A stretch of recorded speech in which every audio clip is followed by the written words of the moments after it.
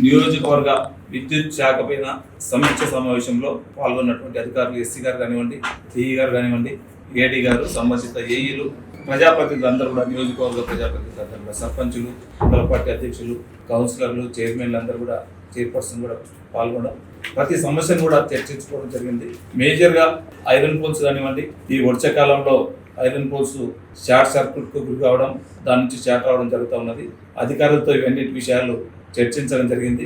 సాధ్యమైనంత వరకు తొందరగా పోల్స్ షిఫ్టింగ్ చేయడం, లూజ్ వైర్స్ కూడా లూజ్ వైర్ని కూడా ఫిట్ చేయడం, ఆ లూజ్ వైర్ సమస్య లేకుండా దానికి బడ్జెట్ కూడా ఈ మధ్యనే అలొకేట్ చేయడం జరిగింది గౌరవ మంత్రి గారు. సేమ్ టైం సబ్ స్టేషన్ లో ఉన్నటువంటి చాలా రోజుల నుంచి 15-20 సంవత్సరాల నుంచి మెయింటెనెన్స్ లేకుండా సబ్ స్టేషన్లు అన్ని కూడా అదే విధంగా ఉన్నాయి. వీటిని కూడా ఎంబడే మెయింటెనెన్స్ క్లియర్ చేసి, చాలా గ్రామాల్లో ఆన్ ఆఫ్ స్విచ్లు లేవు, ట్రాన్స్ఫార్మర్లకు అన్నిటి కూడా అవి కూడా ఇవ్వడం జరిగింది.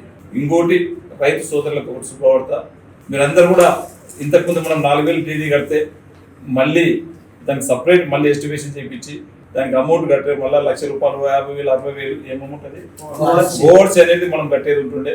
అలాంటి సమస్య లేకుండా ఈరోజు 9,100 ఒక రైతు కడితే 1 కిలోమీటర్ వరకు తనకు సరిపోనికే పోల్స్ కానివ్వండి, కండక్టర్, ట్రాన్స్ఫార్మర్ కూడా ఇవ్వడం జరుగుతూ ఉన్నది. ఇది రైతులందరూ కూడా వాడుకోవాలి తక్షణమే, డీలా లేకుండా. ఇంతకుముందు గతంలో బట్టి విక్రమార్క మంత్రి గారు, డిప్యూటీ ముఖ్యమంత్రి గారు వచ్చినప్పుడు 50 ట్రాన్స్ఫార్మర్లు ఒకటే రోజు కూడా తీయడం జరిగింది. మళ్ళీ ఒకసారి అలాంటిదే ప్రోగ్రాం పెట్టి రైతులందరూ కూడా ఎక్కడున్నా ఇలాంటి డీడీలు కడితే వాళ్ళకి అవసరం ఉన్న దగ్గర 50 ట్రాన్స్ఫార్మర్లు కానీ 100 ట్రాన్స్ఫార్మర్లు కానీ ఒక మంచి ప్రోగ్రాం పెట్టుకుని రైతులకు అందరూ కూడా ఇచ్చే ఏర్పాటు కూడా ఖచ్చితంగా చేస్తాం. కొద్ది సమస్య నిన్నమొన్న ఈ జంగల్ కటింగ్ నుంచి కానీ అధికారులు పూర్తి స్థాయిలో లేకుండా కొన్ని గ్రామాల్లో ఇబ్బందికరంగా జరిగింది. అలాంటి జరగకుండా అధికారులందరూ కూడా ఖచ్చితమైనటువంటి మాట కూడా సర్పంచ్తో ఇవ్వడం జరిగింది. అప్రమత్తమై ఏ ఒక్క గ్రామంలో వాటర్ సమస్యకు కానివ్వండి, రైతులకు కానివ్వండి ఇబ్బంది రాకుండా చూస్తామని చెప్పి ఉన్నారు. దాంట్లో సర్పంచులు, లీడర్లు అందరూ కూడా, ప్రజాప్రతినిధులు అందరూ కూడా సాటిస్ఫాక్షన్ అయ్యారు. మళ్ళీ కూడా ఇలాంటి సమావేశాలు తరచూ కూడా గౌరవ ముఖ్యమంత్రి గారు మొన్న చెప్పినట్లు 45 రోజులకి కానివ్వండి, 2 నెలలకు మండల సమావేశాలు చేస్తామని చెప్పినాం.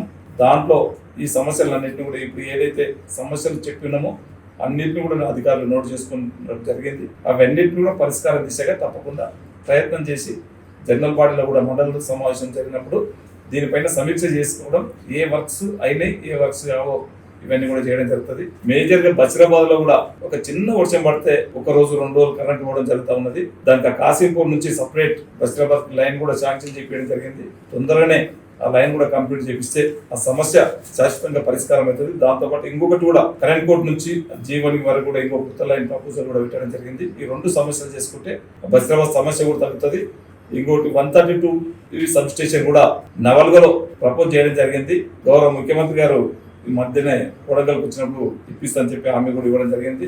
ఉప ముఖ్యమంత్రి గారు బట్టి విక్రమార్క గారి సహకారంతో తొందరనే 132 kV సబ్ స్టేషన్ కూడా బషీరాబాద్కు శాంక్షన్ చేపిస్తామని చెప్పి తెలియజేసుకుంటూ, దీంట్లో పార్టిసిపేట్ అయినటువంటి అధికారులకు అందరూ కూడా మనస్ఫూర్తిగా ధన్యవాదాలు తెలుపుకుంటూ ముగిస్తున్నాను. Thank you.